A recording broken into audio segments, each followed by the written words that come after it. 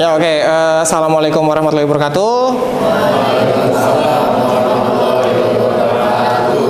Selamat datang dalam sesi kuliah pada hari ini, hari Rabu, untuk mata kuliah Sejarah Kesusastraan Indonesia. Terima kasih sudah kemarin mengerjakan tugas juga, tapi tugas yang di mata kuliah lain ya, sastra bandingan mungkin. Tapi ya hari ini kita kuliah Sejarah Kesusastraan Indonesia dan kita akan mungkin melanjutkan apa yang sudah dibahas sebelumnya. Hari ini kita akan membicarakan dua puisi yang menentukan atau merepresentasikan modernitas dalam kesusastraan Indonesia di awal-awal. Jadi Berdiri Aku dan Senja di Pelabuhan Kecil. Jadi hari ini mudah-mudahan semuanya pada sehat juga, semuanya pada dalam keadaan yang baik. Ya, mungkin kalau ada yang masih sakit, teman-teman kita doakan biar segera sembuh juga. Di sini saya ingin menekankan kembali bahwa pelajaran atau kuliah kita ini, Sejarah Kesusastraan Indonesia, merupakan kuliah wajib Prodi Sastra Indonesia. Dan dalam kuliah ini kalian ya kalau ingin jadi mahasiswa yang masuk ke dalam peminatan sastra, ya ini harus diikuti juga. Dan di dalam kuliah ini mungkin kita akan membicarakan masalah perkembangan di sastra Indonesia. Lalu kemudian capaian pembelajaran dalam mata kuliah ini adalah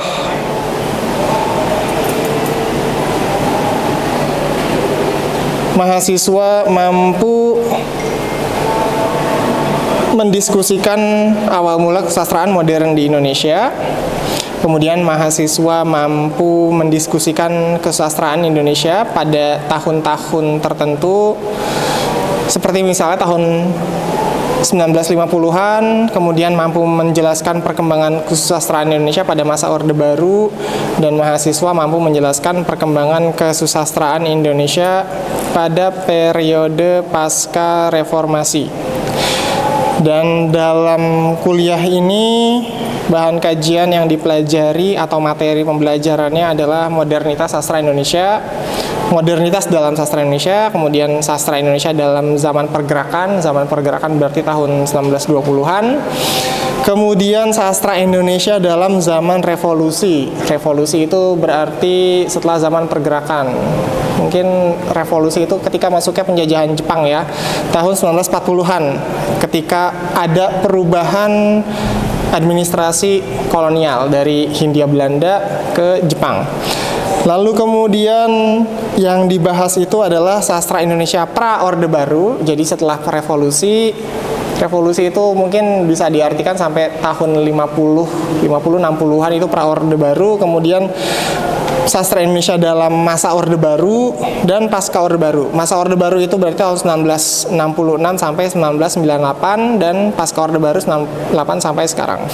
Itu adalah bahan kajian kita. Dan di sini kalian juga diharapkan untuk membuat project yang biasanya dilakukan oleh mahasiswa yang mengikuti mata kuliah Sejarah Kesusastraan Indonesia adalah membuat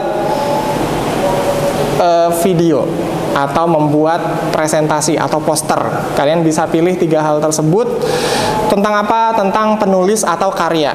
Jadi penulis atau karya. Jadi kalian bisa pilih satu, misalnya nama penulis tertentu atau nama karya tertentu, judul karya tertentu, untuk kemudian dibahas, dilihat posisinya dalam perkembangan kesusastraan di Indonesia. Itu penugasannya, dan bobotnya dalam penugasan itu saya berikan bobot 20%. Dalam mata kuliah ini juga ada ujian tengah semester dan ujian akhir semester. Bobot masing-masingnya 20%. Jadi dengan projectnya berarti tadi bukan ini ya, bukan 10%, tapi 20%. Jadi dengan project tambah ujian akhir semester, ujian tengah semester itu 60%, lalu sisanya 40% itu adalah kegiatan di kelas berupa tanya jawab, diskusi dan lain-lain. Bagaimana saya menilai proses di kelas ini? Ya, itu sudah ada dalam RPS-nya, misalnya dalam pertanyaan lisan ketepatan menjelaskan, misalnya dalam pertanyaan lisan di kelas, ketepatan menjelaskan sesuatu yang berhubungan dengan kuliah kali ini. Kemudian ada rangkuman bacaan juga dan rangkuman perkuliahan. Tapi ya kira-kira itu informasi yang bisa saya sampaikan dalam awal pertemuan kita hari ini. Itu akan ya paling tidak kalian semoga bisa terang bagaimana penilaian proses penilaiannya. Oke, mungkin ada yang mau ditanyakan sebelum kita berlanjut ke materi. Jika tidak ada, saya ingin mempresentasikan materi hari ini, yaitu modernitas dan kesusastraan Indonesia. Untuk lebih jelasnya sebenarnya kalian bisa baca bukunya Andres Theo yang Modern Indonesian Literature, itu kalian bisa baca di bab 1. Itu sudah ada di LMS, di Eldiru, dan di sini saya akan membahas satu contoh kasus partikular atau satu kasus khusus untuk mengetahui bagaimana perkembangan kesusastraan Indonesia, terutama dengan masuknya modernitas ini. Oke, sebentar, saya set dulu PowerPoint-nya.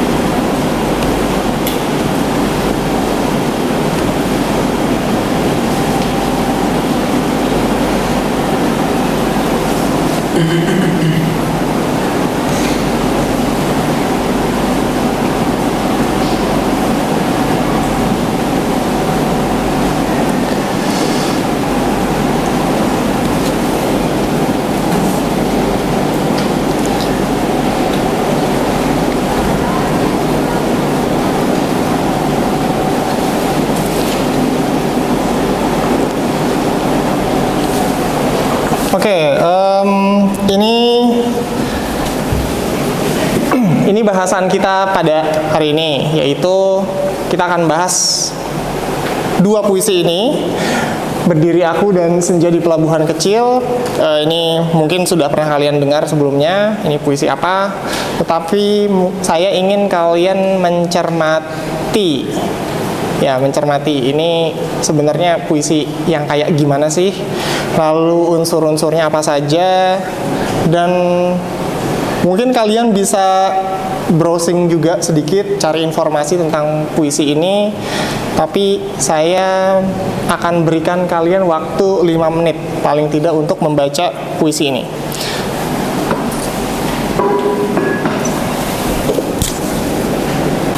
Oke. Sudah dibaca? Nah, ada yang tahu ini puisinya siapa? Oke, Pak. Hmm?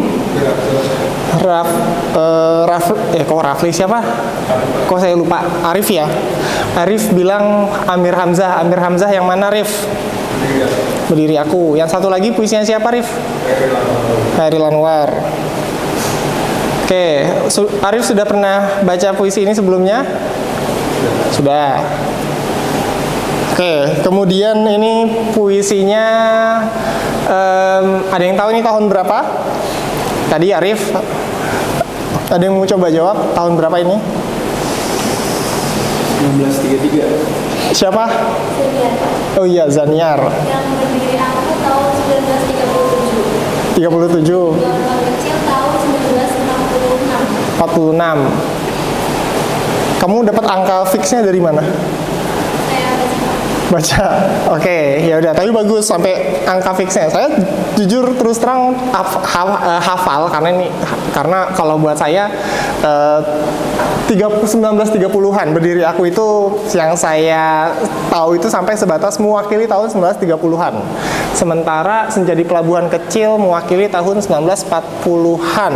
Tetapi ini dua periode yang sangat berbeda dalam, mungkin nggak hanya dalam perkembangan kebudayaan, kesusastraan di Indonesia ya, tetapi juga perubahan warna corak keadaan di Indonesia pada umumnya, karena terjadi perpindahan kekuasaan, terjadi semacam apa yang disebut sebagai disrupsi, kalau ada istilahnya itu disrupsi. Jadi disrupsi itu kan kayak gangguan ya, gangguan dari sesuatu yang sebenarnya sudah stabil. Kestabilan di sini dalam tanda kutip kita lihat adalah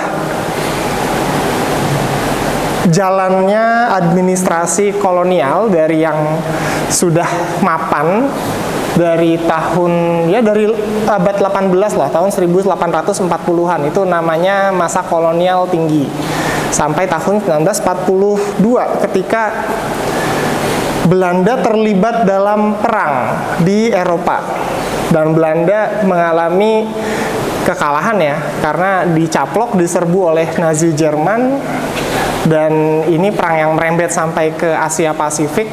Jadi kekuasaan Belanda yang ada di Asia Pasifik, seperti misalnya Indonesia, yaitu pada akhirnya jatuh ke tangan negara poros aksis, negara aksis ya. Negara aksis itu kan Italia, Nazi Jerman, dan Jepang.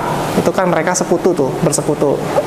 Dan di sini akhirnya Jepang karena kepentingan perangnya di Asia Pasifik ya mencaplok Indonesia. Jepang menjajah Indonesia tuh kenapa sih sebenarnya? Ada yang tahu nggak? Kenapa Jepang muncul tiba di Indonesia? Ada yang pernah baca sejarah perang Pasifik dulu, perang dunia II? Kalau belum, kalian mungkin bisa lihat latar belakang globalnya. Jepang itu cari gara-gara dengan Amerika Serikat sebenarnya, dengan pengeboman di Pearl Harbor kan. Jadi ya Jepang itu membuka front perang baru di Pasifik, di Samudra Pasifik. Lalu ya Amerika Serikat istilahnya apa ya, membalas, retaliate gitu. Jadi dalam hal ini Jepang butuh energi untuk perang, Jepang butuh sumber daya untuk perang, dan sumber daya itu mereka dapatkan dalam negara-negara yang ya ada di situ, di Asia Pasifik yang bisa dicaplok, dan salah satunya kan Indonesia. Jepang menyerbu Singapura, Jepang menyerbu kemudian Indonesia ya karena butuh bahan bakar untuk perang. Dan ya ada pergeseran kekuasaan, akhirnya pemindahan kekuasaan dari pemerintahan kolonial Belanda ke Jepang yang terjadi, saya lupa tanggal berapa tapi tahun 1942 di Kalijati. Kalijati itu di Purwakarta. Kenapa saya hafal? Karena Kalijati itu tempat asal mbah buyut saya. Saya aja baru tahu di masa Ramadan ini. Ramadan ini saya nanya-nanya ke bapak saya, ini saya sebenarnya orang mana sih gitu. Maksudnya mbah saya itu orang mana saja. Terus ada mbah buyut saya, berarti eyang saya, kakeknya ayah saya, neneknya ayah saya, berarti neneknya ayah saya itu asalnya dari Kalijati. Ya saya browsing dong, Kalijati itu tempat apa, tapi saya ingatnya tempat Belanda menyerah pada tahun 1942. Jadi ya kenapa saya taunya ya karena ada cerita silsilah keluarga saya juga. Nah, jadi di sini perubahan kekuasaan tersebut mengakibatkan perubahan politik, perubahan macam-macam sampai akhirnya perubahan kultural. Tapi sebelum kita membicarakan itu, mungkin saya ingin ada mahasiswa yang menceritakan ini puisi yang seperti apa dan yang ini puisi yang seperti apa. Oke, siapa yang mau membahas puisi ini, berpendapat atau berargumen tentang kedua puisi ini? Silakan.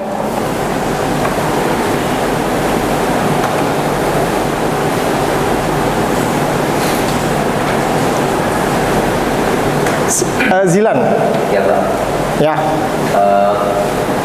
Izin kasih berpendapat kalau visi berdiri aku itu menurut saya gitu bercerita tentang ya bagaimana tokoh aku yang diciptakan oleh aku itu menceritakan kekagungannya akan alam, terutama di situ alamnya seperti apa ya, alam-alam tentang laut, pantai, gitu, di senja dibuktikan dengan beberapa itu ada ancaman layang menyusui, lalu ada angin pulang di bumi, terus juga elang lepas dan tergulung. Mungkin dari baik-baik dan diksi-diksi itu bisa disebutkan dan juga bisa mengarahkan ke itu sih Pak. Di sini ceritakan tentang si tokoh aku yang begitu takjub gitu akan keindahan pantai dan lautan di senja. Oke, itu pendapat yang bagus. Kalau kamu bandingkan dengan yang sebelahnya gimana? Kalau senja di pelabuhan kecil mungkin sama-sama menceritakan tentang ya Pak. Oh iya, satu lagi. Kalau pakai menceritakan jangan pakai tentang. Menceritakan apa? Menceritakan. Ya. Kalau menceritakan sama tokoh aku dan ada beberapa kesamaan gitu ya Pak, terutama di bagian latarnya. Latarnya pun ada disebutkan ya di tempat-tempat seperti laut itu, pantai. Cuman kalau di pelabuhan kecil ya dari judulnya saja sudah disebutkan kalau itu ada di pelabuhannya kecil. Lalu dari suasana kali ya Pak, suasana ketika saya membaca kedua puisi ini berbeda gitu. Ketika membaca berdiri aku itu rasanya seperti menenangkan, namun ketika membaca senja di pelabuhan kecil rasanya itu kayak suram gitu. Suram. Ada sesuatu apa gitu kan. Lalu saya membacanya lebih dalam terus mendapati kalau sepertinya senja di pelabuhan kecil ini berbeda jauh ceritanya ketika dibandingkan dengan diri aku. Diceritakan di senja pelabuhan kecil dari sini adalah pertama di bait-bait ketiga ini apa yang terakhir itu ya. Tiada lagi aku sendiri berjalan menyisir semenanjung masih pangkal harap. Sekali tiba di ujung dan sekalian selama jalan dari pantai tempat seluruh kota bisa mencapai. Ya, kalau dari penampakan bacaan secara selintas begitu itu mengartikan sesuatu yang lebih sedih. Mellow. Ya. Daripada yang Kenapa ini lebih mellow? Karena ada ceritanya. Saya nggak tahu kalau berdiri aku itu ceritanya di balik penciptaannya itu gimana. Tapi kalau senja di pelabuhan kecil, ini saya baca di edisi khusus Khairil Anwar ya. Tempo tahun 2014 kalau nggak salah. Tempo 2014 atau 2016 menerbitkan edisi khusus Khairil Anwar. Senja di pelabuhan kecil itu ditulis setelah Khairil Anwar itu bukan diputusin sih, tapi ditolak oleh Sri Ayati. Jadi Khairil Anwar ini mungkin merasa bahwa dia tidak bisa mengungkapkan cintanya sama Sri Ayati ini, dan pada akhirnya ya sudah bikin puisi ini yang semelo ini gitu. Itu ceritanya kayak gitu. Ya kalau dalam majalah Tempo itu kan ada tuh liputannya tentang perempuan-perempuan di sekitar Chairil Anwar. Chairil Anwar itu sebenarnya ya kalau dibilang suka atau pacaran, kayaknya dia akrab dengan beberapa perempuan. Bahkan dia sebenarnya juga dia memakai jasa prostitusi, iya, ada ceritanya kayak gitu. Makanya ada waktu dulu tahun 1940-an kan ada poster pergerakan ya, Bung Ayo Bung gitu. Itu katanya yang bikin poster itu teman-teman Chairil yang seniman pelukis itu ya, termasuk di dalamnya Basuki Resobowo dan lain-lain. Tapi istilah Bung Ayo Bungnya itu Chairil yang bikin. Dan ketika Chairil mengajukan itu, waktu diminta, ini sebaiknya kita pakai slogan apa nih di poster ini? Ini saja, Bung Ayo Bung. Diketawain sama teman-temannya. Kenapa? Karena teman-temannya tahu itu slogan yang biasa dipakai oleh para wanita penjajah seksual di Senen untuk menarik pelanggannya. Ya, Bung Ayo Bung gitu. Tapi dipakai di dalam poster slogan perjuangan. Chairil Anwar itu ya suka ke tempat menyewa jasa itu, dan katanya kalau di situ sama pelukis Basuki Resobowo katanya. Jadi sering diejek sama teman-teman pelukisnya itu. Chairil mana Chairil? Nggak tahu, itu mungkin celananya masih basah gitu.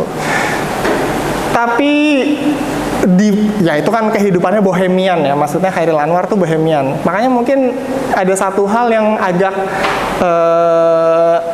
dominan di sini, yaitu dia memang sangat egosentris puisinya ya. Jadi aku gitu ya, karena memang kehidupannya kayak gitu ya. Ini kehidupan yang saya cari ya, kehidupan yang saya jalani ya seperti ini gitu. Tapi sisi melonya itu adalah ketika ya dia dekat dengan beberapa perempuan, tapi beberapa kali ditolak sampai akhirnya dia menikah dengan orang di Karawang kalau nggak salah tahun 1946, 47 kalau nggak salah dia menikah waktu dia ke Karawang, punya anak. Chairil punya anak, anaknya belum usia 1 tahun itu 1949 Chairil meninggal.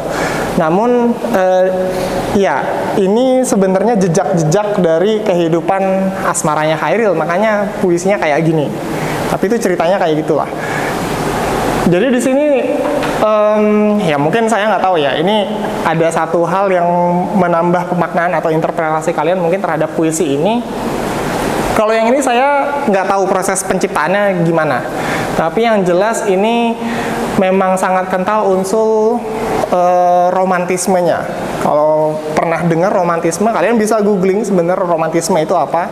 Romantisme itu adalah gerakan di Eropa yang merupakan respons terhadap aufklärung atau pencerahan. Jadi romantisme itu adalah gerakan yang kayak kembali ke alam, ketika manusia itu menganggap bahwa ya dirinya itu ketika berhadapan dengan alam, dia berhadapan dengan sesuatu yang sangat besar gitu. Dan di sini dengan jelas terlihat berdiri aku itu, si aku lirik dia sangat terpukau. Dia sangat diliputi kekaguman terhadap kebesaran alam ini. Itu kan yang sangat dominan dalam puisi ini. Nah, jadi puisi ini memang sifatnya romantik atau romantis. Dan puisi yang sifatnya romantis itu ya sebenarnya masih dominan di Eropa sampai abad ke-19 atau tahun 1800-an. Nah, puisi yang semacam ini, ya ini sebenarnya bisa kita jumpai dalam kesusastraan di Indonesia ya, tapi ya ini Hamir Hamzah itu kebanyakan warnanya memang seperti ini. Tetapi perasaan terpukau, kagum terhadap alam, kekaguman terhadap alam, kalau yang ini adalah temanya itu mungkin kesendirian, kemuraman, kesedihan, mungkin seperti itu ya. Tapi bagaimana dengan bahasanya? Ada mungkin yang mau membahasnya, bahasanya itu bagaimana? Kalau dalam Sajak Berdiri Aku lebih dominan pakai warna bahasa apa? Atau diksi dari bahasa apa? Pakai diksi dari bahasa Melayu, betul. Kalau senja di pelabuhan kecil itu pakai bahasa Indonesia yang mungkin hampir sama seperti bahasa Indonesia yang kita pakai sekarang. Jadi di sini ada dua kondisi kebahasaan yang sebenarnya berbeda. Dan dalam tahun 1930-an itu kan bahasa Indonesia masih berproses. Tetapi ketika Khairil berkarya tahun 1940-an, bahasa Indonesia itu mungkin berproses juga tetapi mengalami akselerasi karena ya itu tadi datangnya penjajahan Jepang.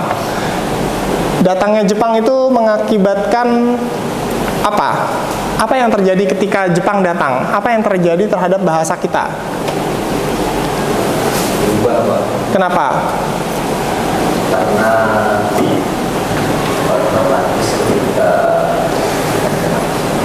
belum juga adanya pemerintahan Jepang ketika datang ke Indonesia bikin semacam kebijakan-kebijakan baru ya Pak. Ya.